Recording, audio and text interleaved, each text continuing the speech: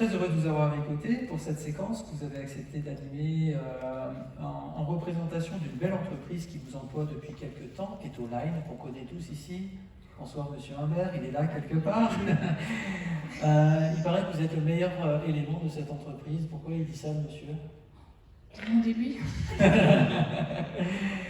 Allez, comment est-ce qu'on communique sur les réseaux sociaux? Comment est-ce qu'on devient plus professionnel dans sa communication sur les réseaux et les médias sociaux? Comment est-ce qu'on peut s'adresser, gérer sa communauté? Je crois que c'est ça votre métier, c'est ça votre savoir-faire. J'aimerais que vous nous expliquiez un petit peu, de manière concrète bien sûr, comment on fait de manière simple et efficace. Ça vous va? Eh bien, écoutez, c'est tout le thème de ma conférence, donc... Ah bah c'est parfait, je tombe bien alors. Allez-y, je vous en prie. Vous faites comme chez vous, la scène est à vous. Alors, donc, bonsoir à tous.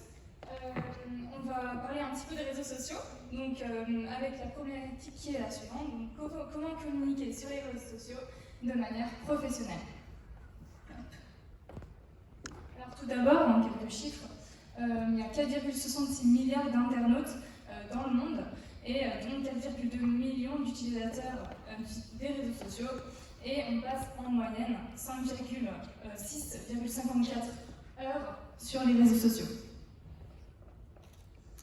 On est totalement accro aux réseaux sociaux, on ne va pas se mentir, et ce, dès le plus jeune âge. Hein. Comme vous pouvez le constater sur cette photo, maintenant on donne même des smartphones aux enfants, aux bébés. Vous voyez que les réseaux sociaux ont un très fort impact sur nous. Hein. Facebook reste le leader, hein, malgré ce qu'on entend sur Facebook. Ensuite vient YouTube, WhatsApp, Messenger, Instagram, WeChat et bien sûr l'apparition de TikTok. Alors, vers qui vous allez communiquer? Alors, vous avez deux cibles. Soit vous communiquez en B2B, donc d'entreprise à entreprise, soit vous allez communiquer vers une cible B2C, donc, je le rappelle, hein, d'entreprise à particulier. On ne va pas communiquer de la même manière selon qu'on est sur une cible B2B ou une cible B2C.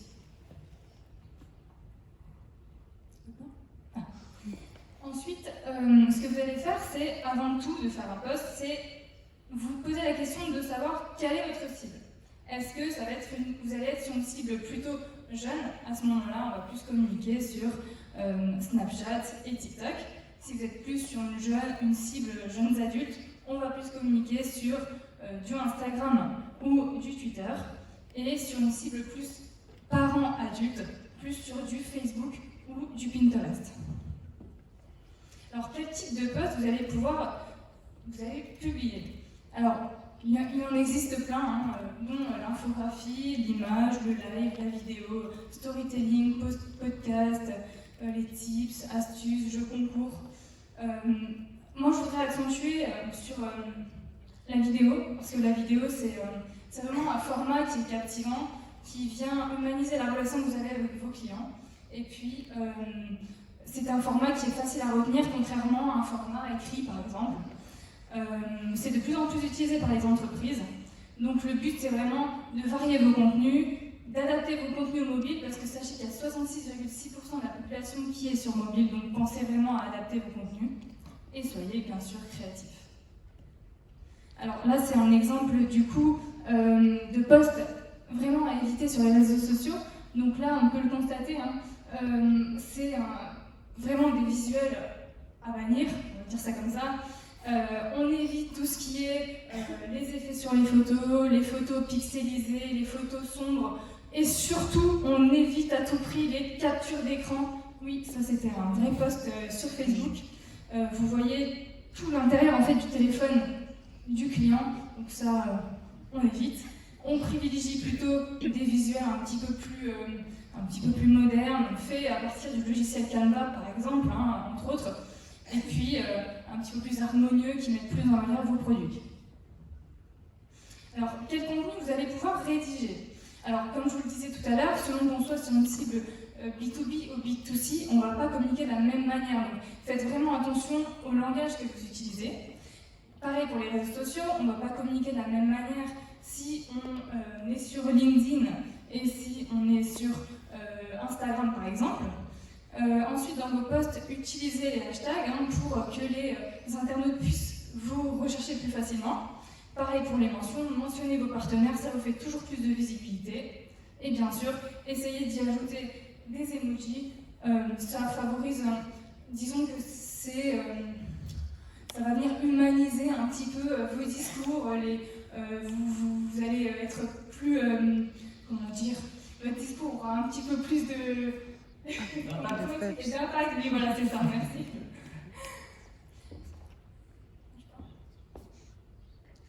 Faites surtout attention à votre e-réputation. Vous le savez aussi bien que moi, une personne qui va avoir 4 étoiles sur 5 et une personne qui va avoir de bons avis et une personne qui va avoir des mauvais avis, on va forcément se diriger vers une personne qui a des bons avis et non pas vers une personne qui a une étoile sur 5. Donc surveillez vraiment votre e-réputation. Répondez à tous les avis, mais tous les avis, qu'ils soient positifs comme négatifs. Alors par quels moyens vous allez pouvoir créer vos publications? Alors tout simplement avec votre smartphone, ça c'est le plus utilisé. Après si vous voulez être un petit peu plus professionnel, vous pouvez utiliser votre appareil photo. Vous pouvez également pour des petits produits comme là, vous pouvez utiliser un petit studio photo, des arrière-plans, un micro, des trépieds, tout ce qui est ring light donc, ou anneaux lumineux, etc., tout ce matériel pour créer vos contenus. Et bien évidemment, le tout c'est bien sûr de prendre du plaisir et puis d'être à l'aise. D'ailleurs, je voulais faire une conférence en chaussettes, mais on a dit non, alors bon, on va se faire l'année prochaine. Voilà. Ensuite, du coup, il y a différents outils que vous pouvez utiliser pour créer vos visuels. Par exemple, pour créer tout ce qui est montage photo, vidéo, la base des bases, c'est bien sûr Canva. C'est un logiciel qui est facile d'utilisation. Vous allez pouvoir vraiment tout faire. Et puis, en plus, c'est gratuit. Donc, ça, c'est vraiment super. Je vous le conseille fortement. Ensuite, pour les vidéos, il y a InVideo, Pixlr. Et ensuite, un petit peu plus technique, mais la suite Adobe avec Illustrator, Photoshop, InDesign, etc. Pour la programmation de vos posts, vous allez pouvoir utiliser des logiciels tels que Hootsuite, Swello, Buffer, Pubblr, etc. Bon, je ne vais pas vous faire toute la liste parce qu'on est encore là demain. Voilà, alors nous en entreprise, du coup, on utilise Pubblr. Alors c'est un logiciel qui est vraiment très simple d'utilisation, qui est en anglais certes, mais moi je suis vraiment très nulle en anglais et je comprends. Vous pouvez comprendre, il n'y a pas de souci. Ensuite, du coup, vous allez pouvoir voir toutes vos publications par semaine, par mois, au jour le jour même, et vous avez vraiment un ensemble global de vos publications, donc ça c'est vraiment chouette, je vous le conseille. Alors, on me pose souvent la question de quand est-ce que je vais mettre mes posts. Là par exemple c'est une étude d'e-commerce nation, coucou Nico, une étude d'e-commerce nation où on nous dit donc les différents réseaux sociaux, les jours et les heures auxquels vos publications sont susceptibles d'avoir le plus d'impact. Mais moi je pense qu'il faut vraiment que vous regardiez vos statistiques personnelles. Il faut tester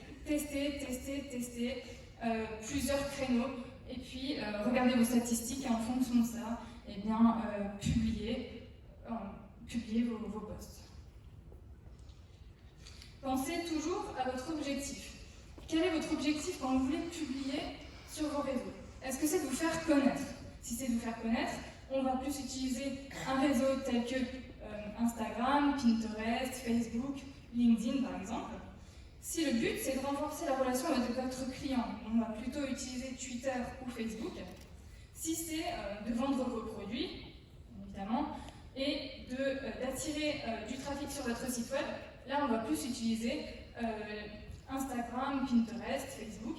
Et si à ce moment-là vous voulez valoriser votre image de marque, on va utiliser tous ces réseaux sociaux, plus en plus de ça, YouTube, TikTok et Twitch.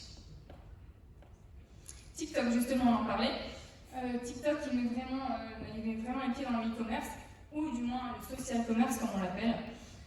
Maintenant, on peut carrément acheter depuis TikTok. L'exposition est juste hors norme. Il y a plus de 700 millions d'utilisateurs mensuels dans le monde.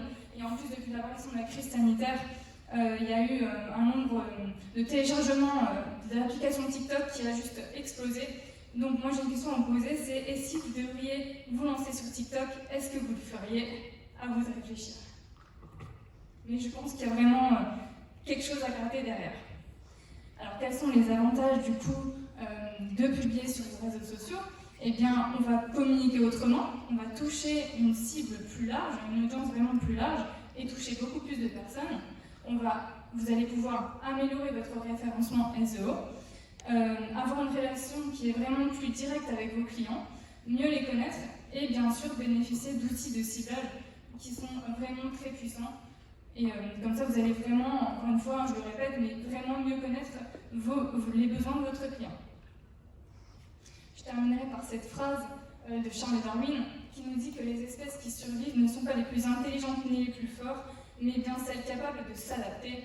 Je veux dire par là que il faut vraiment s'adapter aux nouveaux modes de consommation, vous adapter pour pouvoir survivre et assurer bien évidemment la pérennité de votre entreprise.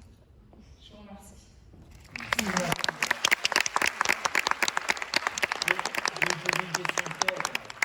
Évidemment, je ne peux pas utiliser tous ces réseaux sociaux parce que j'ai pas le temps, tout simplement.